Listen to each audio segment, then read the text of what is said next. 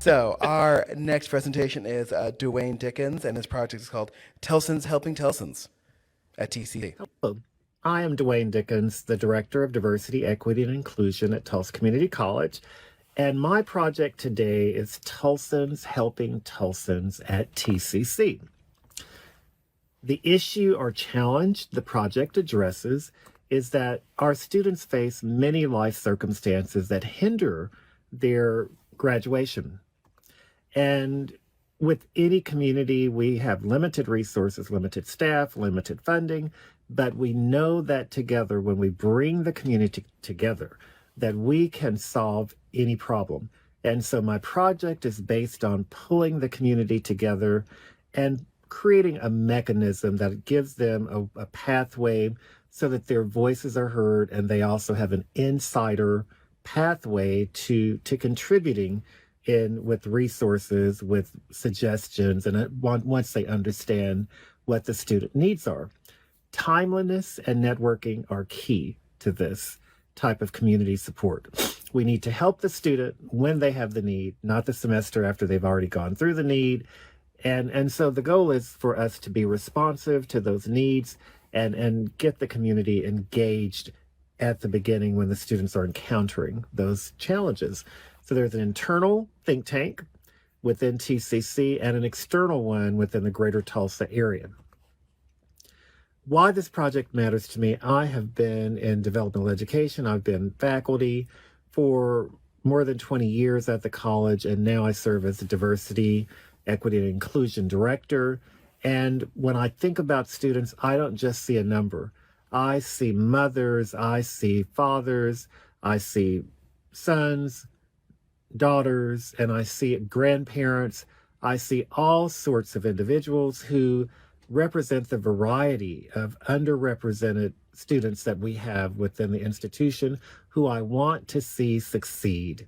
And so with that in mind, another aspect of my desired connection is so that the community feels more like an insider when we're trying to solve problems, so that they can have a place to sit down and share, these are some of my suggestions, and they can go through our diversity area and we can hear them, create the mechanism where their voices can be heard. We don't want them to just be bystanders, using that sort of bystander effect of maybe I'm too busy, I'm sure someone else is taking care of it, and I don't want to be presume that someone doesn't need help, and I don't want to get involved. So now it is our business as a community to care for one another, and this is a mechanism we can use through these two think tanks, the community one and the college-based one. When I think of the coaching and mentoring that we already do, we focus on where there are gaps in achievement, where there are gaps in representation, where there are gaps between where we can look at them. For example, with race, we can see the genders and race put together, that we have some wide disparities between students, whether they're male or female, just looking at those two with race. And we can see that we range from 13% to 38% for 2-year graduation rates. And we want to address those items up front. And we know that we can, with the community, come up with some ideas for how we could tackle these types of barriers together. So we look at the retention between and within each semester, as well as persistence to graduation or to a different institution. So these are all important, and we want to be part of that through our think tanks. And the think tanks fit in through the college, through our office. They go through our Student Success Council, our vice presidents and a dean, all the way up to the president of the college through the president's cabinet. So decisions will be heard, and we will look at them and work on ways to implement what would help our students be successful.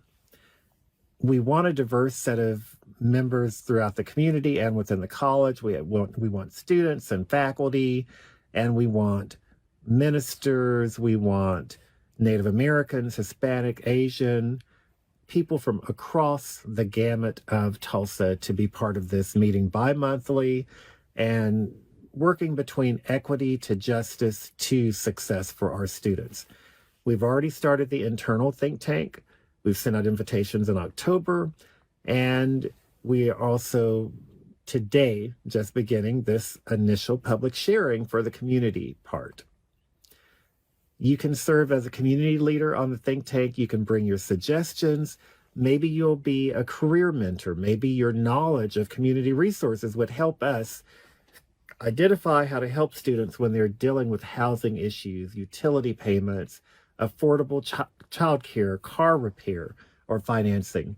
We together can remove the barriers that our students are facing. If you want to be a career mentor or be a think tank member, please reach out to me and I will get you connected and involved. My email is dwayne.dickens@tulsacc.edu. If you are fortunate enough to be able to have funding resources, please contact our TCC Foundation at tccfoundation.org and make a comment that you want to support diversity programs.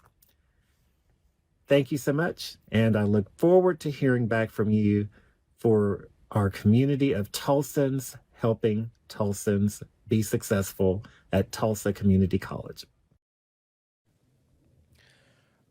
I mean, I'm fascinated by this idea because we always talk about how local problems aren't necessarily local, but yet to fix each individual problem, you kind of have to know what's happening in the place. And so this sort of really applies that to a particular problem. So I'm excited to talk to Dewayne. Dewayne, are you with us yet? I am here. Yes, I am. Hello. Hi, Dewayne. Hello. How you doing? Hi. So why you are involved in a lot of nonprofit work in town. So why this? Why Tulsans helping Tulsans? Well, obviously, part of my work over the years has always been to help students. I'm committed. Whenever I go anywhere, someone is going to stop me about how do I be successful at TCC? How do I get my child, my grandchild to be successful? How do they get into TCC? So the community's already coming to me and asking how can we get help? But providing this mechanism as an advisory think tank provides an opportunity for not only the community members to find out exactly what are some of the challenges we're facing, but also how they can be instrumental in shaping how those programs look and even giving feedback on what's working, what's not working, and then we can push that forward on a larger basis to the rest of the college. And admittedly, I work within the diversity, equity, and inclusion area. And so the highest needs for those who are not being as successful as we want them to be will be based a lot on those who we would normally categorize as under diversity. So that's the group that we typically work with. So we need a committee, a group of think tank members who can say, let's address that specific group and give feedback on what would be helpful to them. So how do you make sure that your think tanks reflect the diversity that you want? That is a great question. And so the way I typically want to approach this is I have a list for the community portion, I have a list of what would be ideal community partners based on organizations, based on representation. And so we reach out to them, although that may not be the exact composition, because maybe I want to go to someone who's in Catholic Charities. That's an example. And maybe they just don't have the capacity to be part of the advisory think tank. But we start with an ideal list that represents a sort of diverse group of individuals. And if we don't get them, then we go find someone that can fill in that gap where we need them. And so just starting with a template that's already diverse by design, and then trying to make that happen. And when it doesn't happen with that design, then trying to fill in a substitute. So how can both the people watching on the live stream and Chris and I help you in this project? Well, what you're doing right now is certainly we want to broadcast that as much as we can. And naturally, I'll be reaching out to that diverse group as well. And of course, if you are interested in being part of an advisory think tank, we would love to have you be part of that. It's just really, and there was one component that, of course, I don't want to define what the advisory team is going to bring together. They're going to give us recommendations, and then when we push those out there, being supportive of what they suggest for the community would be helpful.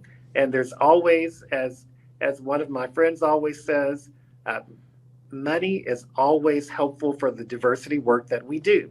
So always feel free to donate and target it directly to the diversity work so that we can have great ideas. But if we have great ideas and zero budget, it's hard to implement them. So being helpful in that capacity, $10 is helpful every time it's given, or more, of course.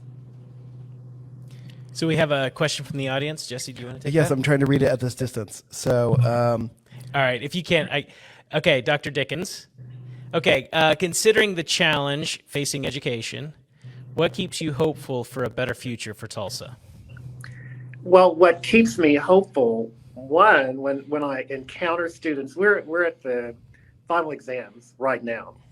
And so the students themselves give me a great deal of hope, especially when what we're already doing, we see how they're benefiting from the work that we already do. In terms of just a meeting that I had today with several success coaches where they tell me examples of students who needed a plan, and they gave them a plan, they worked it, and they are able to talk about those successes. So the students themselves give me that hope. But then where I can also see where sometimes the hope that we're giving to them is because of the collaboration, the partnerships from community members who are saying, we specifically want to help students using the diversity office. And they're saying, please, here's the funding. Here is the volunteer work that I will do that will promote helping in the diversity issues that we know we're facing in higher education.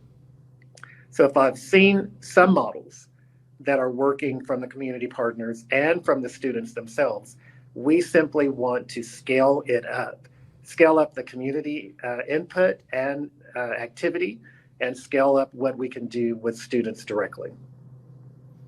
well, Dewayne, thank you for, again, just in general, all the work that you do, but thank you so much for joining us tonight and for this really fascinating idea. And I'm always happy to serve on any advisory board. I'm always happy when people give 2 cents about what I think. Do you have enough advisory boards? That's true.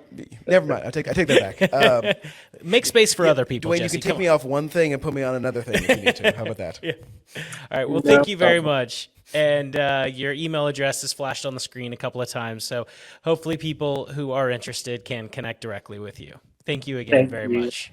Thank you. And thank you to Thrive Tulsa and Leadership Tulsa for this great opportunity.